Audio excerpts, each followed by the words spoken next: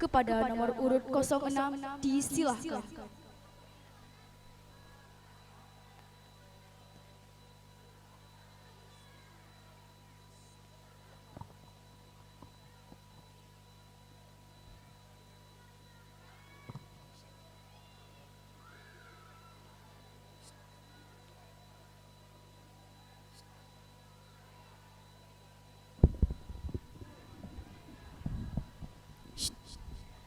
Assalamualaikum.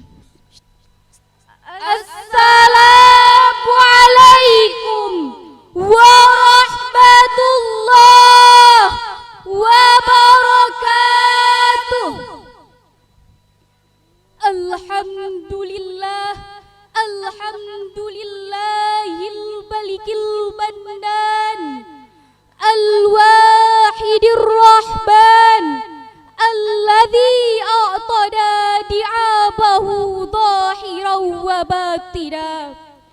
Ashhadu an la ilaha illallah wahdahu la syarikalah wa ashhadu anna Muhammadan abduhu wa rasuluh.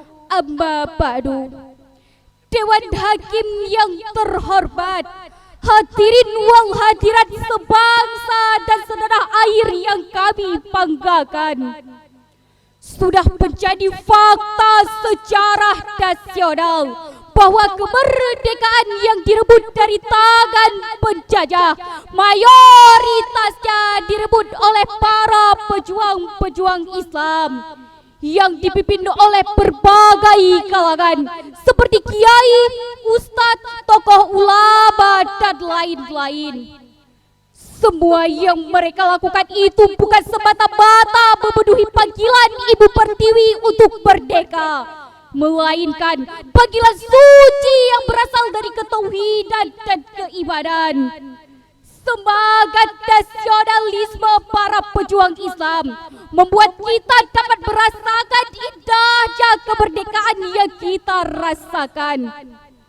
Oleh karena itu, untuk mengetahui lebih lanjut tentang nasionalisme pada kesempatan yang berbahagia ini, izinkan kami tiga serangkai akan membawakan sebuah syarahan singkat yang berjudul Nasionalisme dalam Konsep Islam, sebagai rujukan Quran Surah Al-Hujurat ayat 10 yang akan dilantunkan oleh qori kami bagai berikut.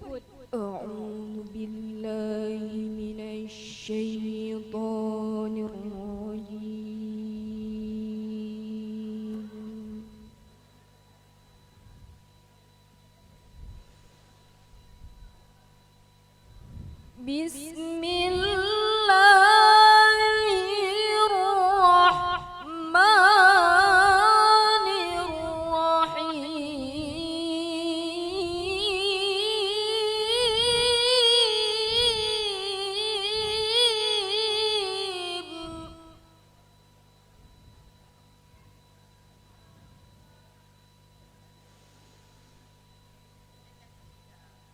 Innamal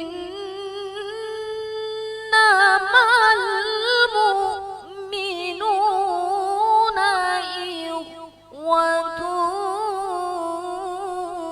fa aslihu baina akhawaykum.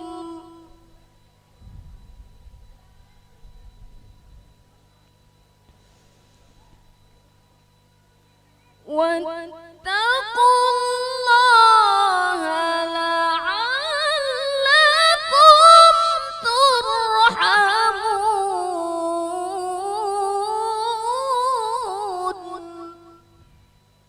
Aku berlindung kepada Allah dari godaan syaitan yang terkutuk dengan menyebut nama Allah yang Maha Pengasih, Maha Penyayang. Sesungguhnya orang-orang mukmin itu bersaudara. Karena itu, damaikanlah di antara kedua saudaramu yang berselisih. Dan bertakwalah kepada Allah agar kamu mendapat rahmat. Hadirin wal hadirat, sebangsa dan setanah air yang kami banggakan. Berdasarkan ayat tersebut, Allah melarang umat Islam untuk berpecah belah antara sesama kita. Oleh karena itu, marilah kita membuka mata, Menghilangkan perbedaan agar bangsa dan agama kita mendapatkan kemajuan, dan para warga negara kita hidup makmur sejahtera, dan pastinya dengan berpedoman kepada Al-Quran. Mari kita satukan hati dan jiwa untuk eratkan persaudaraan, sebab hubbul watan minal iman, cinta tanah air adalah sebagian dari iman. Hadis ini merupakan hadis maudhu, sebagaimana disebutkan dalam kitab Tahqiq Syekh Muhammad Lutfi As-Sabbagh, halaman 110 nomor 190. Banyak orang yang memakai hadis maudhu ini untuk memompa rasa patriotisme dan nasionalisme bangsa Indonesia, dengan berkeyakinan bahwa hadis ini datang dari Rasulullah. Banyak orang yang memakai hadis maudhu ini dengan rasa patriotisme. Oleh karena itu hadirin, bangsa kita sedang terjajah, meski bukan secara fisik, intelektual budaya bangsa, sehingga mengikis peradaban, melemahkan keyakinan, memupuk perpecahan dengan segala propaganda yang dikeluarkan. Dan seperti inilah dampak pada pemberitaan. Jika sudah terjadi seperti ini, apa yang harus kita lakukan hadirin? Sebagai jawabannya, Quran Surah Al-Hujurat ayat 13 sebagai berikut. Ya ayyuhan nasu inna khalaqnakum min dzakarin wa untha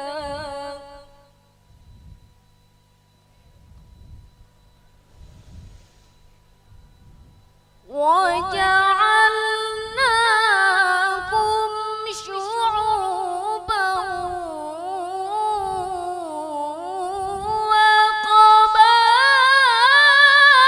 وقبائل لتعارفوا أكرمكم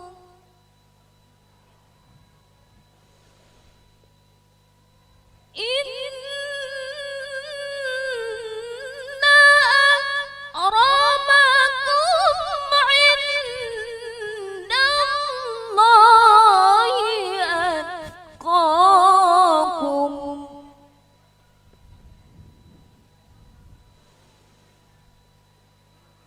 إن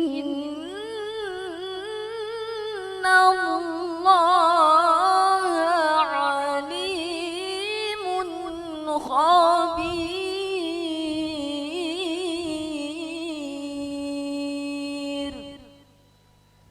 Wahai manusia, sungguh kami telah menciptakan kamu dari seorang laki-laki dan seorang perempuan. Kemudian kami jadikan kamu berbangsa-bangsa dan bersuku-suku agar kamu saling mengenal. Sungguh yang paling mulia di antara kamu di sisi Allah ialah orang-orang yang paling bertakwa. Sungguh Allah Maha Mengetahui. mengetahui, maha teliti. Ma'asyiral muslimin rahimakumullah. Demikianlah menurut Ibnu Katsir di dalam tafsir Al-Qur'anul Azim juz 5 halaman 255 menjelaskan, Ya ayyuhan nasu inna khalaqnakum min dzakarin wa untha ay liyasilat ta'arafu bainahum kulla yarji'u ila qabilatihim. Maksudnya agar kamu saling mengenal di antara kamu sampai semuanya kembali kepada kabilahnya. Sedangkan secara historis sosiologis, menurut Ibnu Asy-Syakir di dalam Kitabul Mubhamat menjelaskan bahwa Allah menurunkan ayat ini sebagai teguran kepada Bani Bainah yang menolak dinikahkan oleh Rasulullah kepada budak mereka yang bernama Abi Hindin. Maka turunlah ayat tersebut yang menjelaskan bahwa Allah menciptakan manusia dari jenis laki-laki dan perempuan, bercorak suku dan berlainan bangsa. Semuanya memiliki harkat, derajat dan martabat yang sama di sisi Allah, yang berfungsi agar kamu saling mengenal, Menjalin komunikasi menebar cinta kasih yang tiada pilihan, serta menyemai rasa sayang yang tiada pandang sayang. Demikianlah menurut Imam Ali As-Sabuni dalam Safatut Tafasir. Dengan kata lain, ayat tadi merupakan landasan teologis yang sangat strategis untuk membangun ukhuwah wataniyah sebagai pilar persatuan dan kesatuan bangsa. Langkah awalnya, kita harus saling mengenal, menghargai dan bertoleransi satu sama lain, bukan saling menutup diri, Melecehkan, menghina, membangga-banggakan kelompok, golongan, suku, bangsa maupun daerah masing-masing. Namun hadirin, jika hal tersebut terjadi, maka pembangunan terhadap kriminal, hukum, rakyat, dan akhirnya kiamat. Nauzubillah, summa nauzubillah. Ma'asyiral muslimin rahimakumullah. Dari syarhan di atas dapat kita ambil kesimpulan bahwa kita harus berpegang teguh kepada Al-Quran dan Sunnah Nabi untuk membentuk warga yang nasionalisme, yang berarti tak ada perpecahan, saling berjuang untuk mendapatkan kemerdekaan, tidak saling bermusuh-musuhan, akan tetapi saling menutupi kekurangan untuk memenuhi semua kebutuhan bangsa dan negara. Hanya inilah yang dapat kami sampaikan. Sedikit pesan dan harapan kami titipkan, yaitu amar ma'ruf nahi mungkar. Akhirnya Sadaqallahul azim.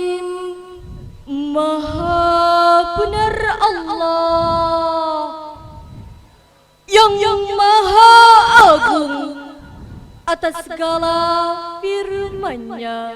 semuanya pineng rumah bak tangke. Rabbe wangi lam jagat raya. Semangat gagah pemuda Pohate.